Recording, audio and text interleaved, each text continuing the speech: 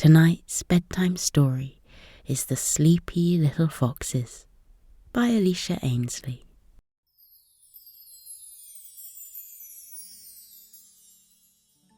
It was a cool night in Sleepy Forest. The sun had already set, and the moon was beaming brightly in the sky. The trees rustled with the motion of the wind as it passed through, and faintly, in the distance, you could hear the cooing of an owl. All of the woodland creatures were starting to wind down for the evening. The rabbits were burrowing down into their warm beds in the tunnels, and the birds were nestling up tight into their luxurious nests. The bears were cuddled up in their cozy caves, and the bees had fallen silent as they slept in their hives. The parents told pleasant stories to their children to whisk them off to sweet dreams, or sang them darling lullabies to ease them into their slumber. Some of the parents rocked their young to sleep, while others simply slept next to their babies. Meanwhile, one mother despaired over her children's inability to drift off. A mother fox sighed with exasperation as she watched her two young cubs tumble around and frolic in the grass together. She had been trying to coax them into their warm den for over an hour, but the defiant little foxes refused to listen. "Go to sleep, little foxes," she implored her two sons. But the rambunctious pair wouldn't listen. "We have too much energy," one of them declared as he leapt on top of his brother and playfully wrestled him to the ground. Oh dear, Mother Fox tutted, shaking her head from side to side. She was tired of trying to force her mischievous sons to go to sleep. She had too much to do. At night, the adult foxes would venture outside of their dens in search of food for the next day. If she didn't go out tonight, then they would all be very hungry the next day, and she would have to wait for nightfall yet again to go out. It was becoming increasingly difficult for her to do her job without keeping watch over her sons. Foxes are animals of the night, you see. They are nocturnal creatures, so they are accustomed to roaming around the forest when the sun sets and night comes. Foxes don't have the best eyesight, so they communicate with each other by sound and scent. That is why they are so perfectly built for living in the dark and enjoying the night time. They can find their way in the dark using simply their ears and their noses. When her sons were young, Mother Fox had no problem with getting them to sleep at night while she went out foraging. When they were babies, they needed as much sleep as possible, and they only woke up to eat and drink before drifting back off to sleep. But now that they were getting bigger, they were requiring more energy and were wanting to stay up later and later each night. She was finding it more and more of a struggle to get them to go to sleep than ever. The two little fox brothers were called Arlo and Louie. Arlo and Louie both had bright red fur with white chins and chests and black paws upon their feet. They had black button noses on the ends of their pointed snouts, and they had big triangular ears on the top of their tiny heads. Their red fur was so soft and fluffy that other animals in the forest often referred to them as little fluffy red clouds, although, now that they were getting older, Their mother referred to them as little fluffy red storm clouds. They were becoming tougher to handle each day. Arlo and Louie continued to play with each other around the forest clearing, ignoring their mother. They jumped over logs and bounced off the sides of tree trunks. They ran through flower beds and pushed their way through bushes in their quest to chase one another. Their energy seemed to be endless, and Mother Fox didn't know what to do. Eventually, Mother Fox sighed and said to her disobedient sons, "Fine, you win. If you won't go to sleep, then so be it. I am going to go out and find us some food for tomorrow. If you two want to continue playing, then you can do so. But just make sure that you are back in the den by sunrise." Arlo and Louie jumped with glee. This was the first time that their mother was allowing them to stay up late to play, and they couldn't wait. They watched their mother trot off into the forest, leaving them behind to do as they pleased. "This is so exciting," expressed Arlo to his brother. "What shall we do with our first night of freedom?" Louis tilted his head and thought.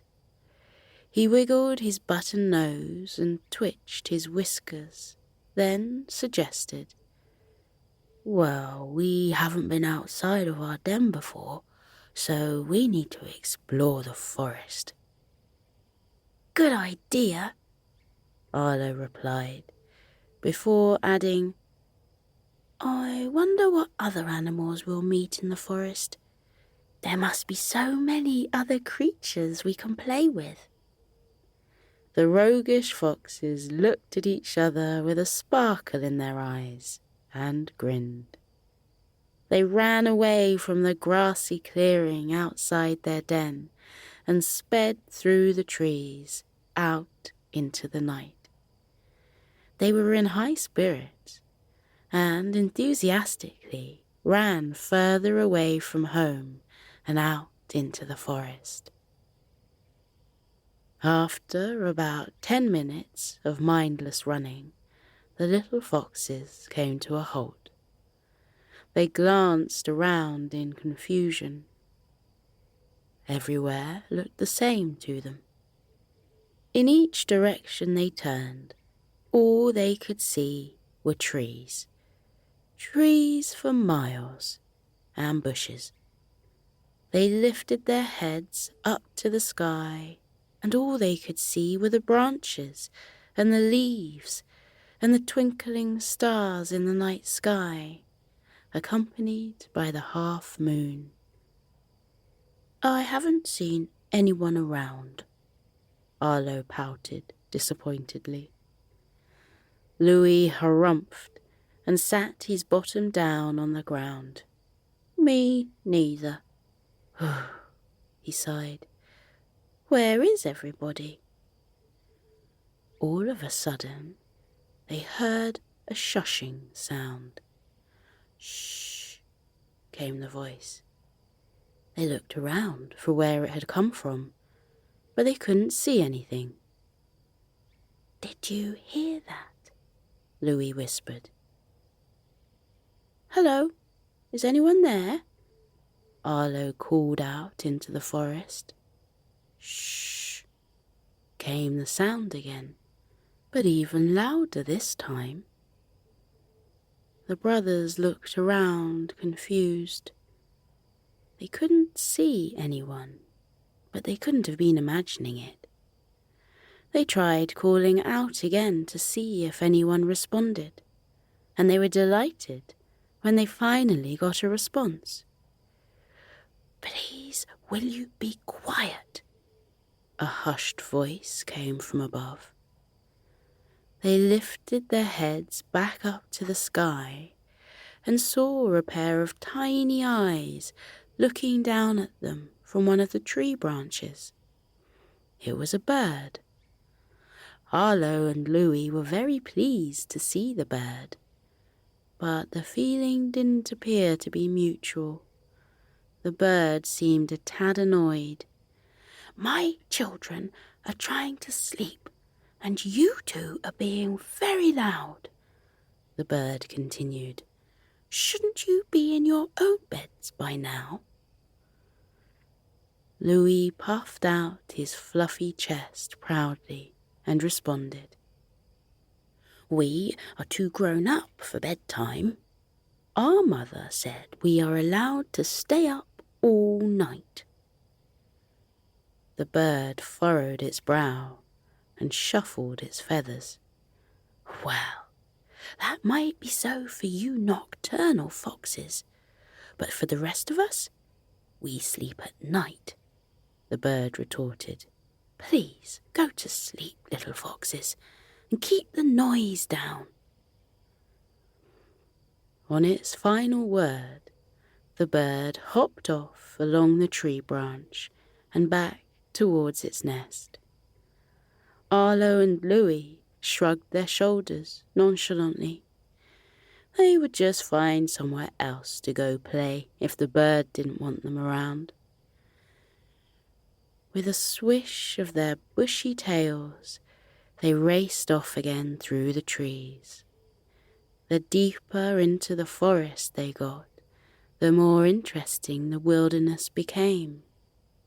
There were larger, brighter flowers, dimmed in the darkness, and they came across a stream trickling through. They stopped to grab a drink of fresh water before wandering further up the bank. "Hey, Arlo, watch this," Louie giggled. As Arlo turned around to face Louie, he felt a splash of water land across his face. His fur was soaking wet, and when he opened his bewildered eyes again, he saw that his impish brother was stood in the shallow part of the stream. He had splashed him. Arlo sprang forward and used his paw to splash water in his brother's direction. The wave of water washed over Louie, and they both laughed elatedly. The playful duo splashed each other to and fro, soaking their fluffy hair through. This was an enthralling new activity that they hadn't discovered before. Playing in the stream was even more fun than playing in the grass. Just as they were both covered from head to toe in water, they heard a bark. They glanced over to the other side of the stream and saw a funny-looking creature that they hadn't seen before. A rotund rodent with short, spiky brown hair stood on the other side of the stream with its hands on its hips. It had 2 long buck teeth peeping out from its mouth, and had a large flat tail behind it that tapped and padded impatiently against the muddy bank. "Excuse me," the odd creature hissed across the water. "What do you think you are doing? You are making an awful racket, and it's disturbing my children." Arlo and Louie looked sheepish and apologized. They didn't realize that anyone else was around. They were too caught up in their entertaining game to notice. "What are you?" Arlo queried innocently, not realizing how blunt his question was. The beaver folded its arms and fumed. "I, young fox, am a beaver. Hasn't your mother ever introduced you to one before?" Arlo shook his head bewilderedly and explained, No, she hasn't. This is our first night away from our den. The beaver raised its eyebrows and calmed down upon hearing this. In that case, I can understand why you might be confused, the beaver tutted. But let me teach you something, little foxes. The beaver informed Arlo and Louie that whilst they were animals of the night, most other creatures are not. When the sun sets, most animals go to sleep so that they can rest and wake up rejuvenated and ready for the next day when the sun rose. If they didn't get their much-needed sleep, then they would become cranky and impatient all day, beavers included. So, the beaver concluded, I suggest you go to sleep, little foxes, or move on and find somewhere else to play your childish games. Then the beaver span around and gave its tail one last hard thump against the ground before returning to its lodge and its family. We'd better go find somewhere else to play, Louie remarked. I don't fancy being scolded by a beaver again. Still dripping wet, the brothers climbed out of the stream and shook their bodies from side to side to dry off. Then they galloped off, further upstream. They were learning a lot about the forest and what it contained. On just their first night of freedom, they had met 2 new animals and learnt a bit about the way things were in the wilderness. They had discovered the joys of playing in water, and now they were purposefully looking for new ways to have fun in the forest. Eventually, they came across the entrance to a large cave. They couldn't see anything inside. It was pitch black. Hello, Arlo called out into the dark cave. He waited to see if anyone responded, but he heard nothing. I don't think anyone is in there, he reported, turning back to his brother. Louie stepped further into the cave and called out, Hello. As he did so, the sound of his voice reverberated around the cave walls, creating an echo. Hello, hello, hello. The sound of his voice repeated, fading out with each repetition. Arlo and Louie's eyes grew wide with wonder. Wow, they both chimed, and then heard their voices echo again. Wow, wow, wow. They turned to each other and cracked up. They fell about, laughing so hard that they held their stomachs. Their euphoric laughter echoed around the cave. This is amazing, Louie rejoiced, chuckling as the word amazing continued to bounce off the stone walls. Shall we go further inside?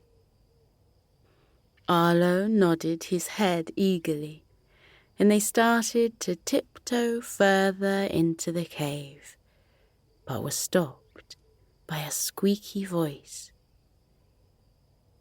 I wouldn't recommend going in there if I were you, the meek voice recommended. A family of bears lived there, and I don't think they will be too impressed by your noisy shenanigans. Arlo and Louie paused. They knew what bears were, and They knew that they didn't want to get on the wrong side of a mother bear. They turned around swiftly and scampered back out of the cave. Once safely outside, they stopped by a tree to catch their breath. They noticed a blur of movement come from the mouth of the cave and fly through the air. They heard the fluttering of wings and looked up above them.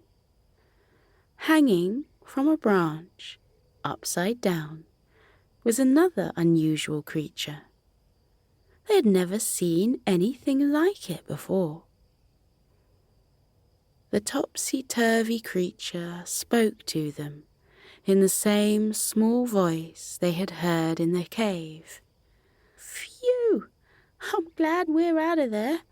I wouldn't want to be around when Mother Bear comes looking for who woke up her sleeping cubs," the creature chuckled. Arlo and Louie looked back at the cave and instinctively ran further away, as far as they could, until they could no longer see it. The capsized creature followed them and perched on another branch overhead. "Nobody else understands what it's like to be nocturnal," the small black creature sighed. "What are you?" Arlo asked curiously. "Why, I'm a bat, of course," it replied proudly, expanding its wings to the sides while still hanging head over heels from the tree. Arlo explained that they had never seen a bat before, or even heard of one. The bat was very kind and didn't judge them for their lack of knowledge. Instead, the bat was delighted to be able to teach them a thing or two. The bat added, "It's hard finding anyone to play with when you're nocturnal. Everyone else wants to sleep at night, and we have to be as quiet as possible so as not to wake them up. But all I really want to do is fly and play to my heart's content." Arlo and Louie smiled and offered kindly, "Why don't you play with us?" The bat looked ecstatic and let go of the tree branch to hover in the air. "I would love to do that," the bat replied. The three fun-loving animals spent the next hour playing around the forest. They tried to be as quiet as possible, to not disturb anyone else, and they chased one another round and round in circles. The bat flew through the air, soaring high and diving low, whilst the two little foxes dove under and bolted over objects on the ground. They had a rollicking good time all together. After a while, Arlo and Louie found themselves starting to get slower and slower. They had less energy and were finding it harder to keep up with the bat that flew so easily through the air. Their little legs were starting to ache, and their eyes were beginning to droop. Louie let out a little yawn, and Arlo followed suit. The bat flew lower to the ground and back to them. "Why aren't you keeping up?" the bat inquired inquisitively. Louie yawned yet again. "I'm tired," he answered. "Me too," piped up Arlo. The bat looked over the two young foxes and smiled. They looked absolutely worn out from all the fun they had been having. "Go to sleep, little foxes," the bat comforted them in a hushed voice. "I'll lead your way home." Arlo and Louie sleepily followed the bat through the trees and back to their den. They walked sluggishly slow and fought to stay awake to make it back to their mother. Upon sight of their den, Arlo and Louie picked up speed and trotted over to the entrance to their den, where their mother was waiting patiently. "Did you have a good night?" she questioned. But Arlo and Louie could hardly get a word out. They were so tired. Without saying a thing, they climbed down into the den and curled up in their warm bed. Mother Fox watched them and giggled fondly.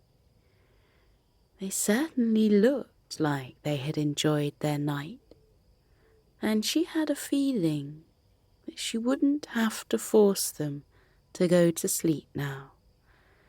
She was sure that within seconds they would be gently snoozing and snoring away in their comfy bed. Mother Fox turned back to the bat and thanked it for guiding her sons home and keeping watch over them. "It was my pleasure," the bat assured her. "They will sleep well now." Mother Fox laughed. "Oh, of that I'm very sure," she agreed. The bat flew off back out into the night sky, and Mother Fox crawled into the den. As she expected, Arlo and Louie were snuggled up close to each other, fast asleep. She watched their bellies rise and fall with their breath, and heard their sweet sighs of contentment. Nuzzling up close, she wrapped herself around her beloved sons protectively and closed her eyes. There were some battles she was willing to fight with her children, but not tonight. Tonight, they had learned their lesson all on their own and had a lovely experience along the way. As Mother Fox began to drift off to her own relaxing land of sleep, she looked forward to the night when she could go exploring with her little foxes in the future too. Now we're drifting gently from the waking world into the world of dreams. Our body is soft and heavy. Our arms are heavy and our legs are heavy too. Our breathing is gentle and relaxed. Our breath going in through our noses and down into our chests. Breathing in and out. Breathing in and out. Just like the waves lapping back and forth, carrying you gently into sleep. In the waking world, our bodies are busy and active, but as we pass into the world of dreams, our bodies can relax. Let your bodies relax now. Let your eyes relax. Let your fingers relax. Let your toes relax. Feel all the muscles of your body sink down further into your warm and cozy duvet. Feel your body rest heavily down on the firm comfort of your bed. Now feel as your body relaxes how your mind is released. Feel just how free your mind is. The world of dreams is like a playground for your mind. There are swings and roundabouts and slides where your mind can play.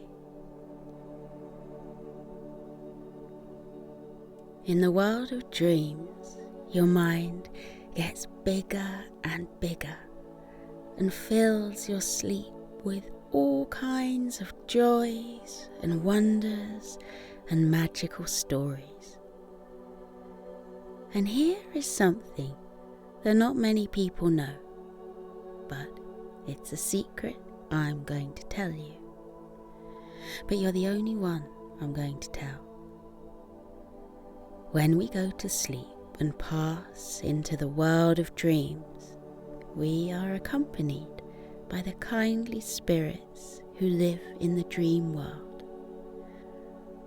They live on the moon, and when nighttime comes, they float down softly as silk to meet each person who is drifting into sleep.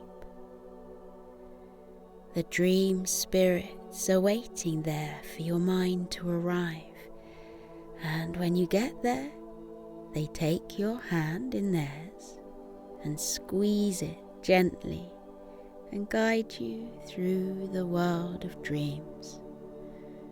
Isn't that wonderful? To have a guide who can keep you company even as you sleepwalk through the world of dreams. They take you by the hand. They give you a friendly squeeze. They guide you into sleep. The spirits of the dream world ask you, what would you like to dream about tonight? And because your dreams are your very own playground, where you can build and create anything your imagination desires, you can answer however you like. Maybe tonight in your dreams you would like to climb a tree, sit in the canopy, surrounded by tinkling leaves and bathed in dappled moonlight, and listen to the nightingale sing, or the crickets chirrup from the forest floor below. Or perhaps you would like the dream spirits to guide you into a magical world where you can learn how to perform all kinds of wondrous spells and charms. You can go on adventures, flying through the air on your broomstick. The white clouds spread out below you like an ocean of fluffy marshmallows. Or maybe you'd like to visit a magical zoo, full of rabbits and puppies and kittens whose fur is so soft and comes in all kinds of different colours, brown and white and black, but also purple and green and blue. In this zoo you can find all kinds of animals that you can't find in the waking world. Animals people in the waking world say couldn't possibly exist. But they do. They do exist. And you know why? because your mind is so powerful and rich and magical that in the world of dreams, anything is possible. Your imagination is an enchanted place. It can create whole worlds out of thin air, out of nothing. Anything your heart desires can be found in the world of dreams. So let your eyelids be heavy. Let your body sink into the warmth of your duvet. Let your body drift into a deep and peaceful sleep. And let your mind float away into the world of dreams. The dream spirits are waiting to guide you through their magical world, their world of wonder, their world of delight. See the soft smiles on their beaming faces. Feel the warmth of their hands in yours. They take you by the hand. They give you a friendly squeeze. They guide you into sleep. Walk with them and let them lead you on magical adventures into the world of dreams. The jungles of green leaves with all kinds of creatures ready to show you their lives. To castles built out of clouds. To rivers bright as rainbows for you to swim down. The crackling campfires next to lakes where the pitter-patter sound of rain sounds like the gentle tinkling of music. Remember to thank your dream spirits for guiding you lovingly through the land of dreams. Say, thank you, dream spirits. And when you say, thank you, dream spirits, the dream spirits will say, thank you back. Because the dream spirits are just as lucky to accompany you through your magical dream world as you are that the spirits are there to guide you. So let your eyes close. Let the lids fall heavy. Let every part of your body, from the top of your head to the tips of your fingers and toes, be warm and heavy and sleepy. Let your mind slip into the peaceful world of sleep, where anything is possible. Good night.